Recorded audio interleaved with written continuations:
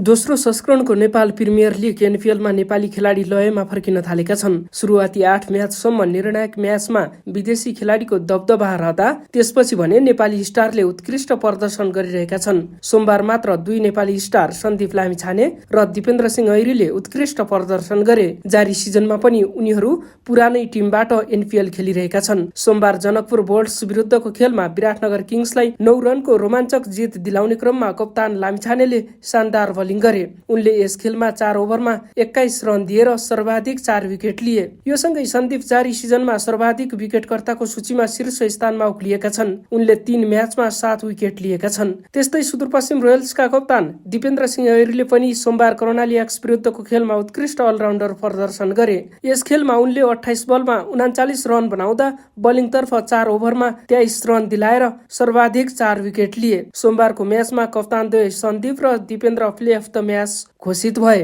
दोस्रो सिजनको एनपिएलमा एकै दिन 2 नेपाली खेलाडीले यो अवार्ड जितेको पहिलो पटक हो।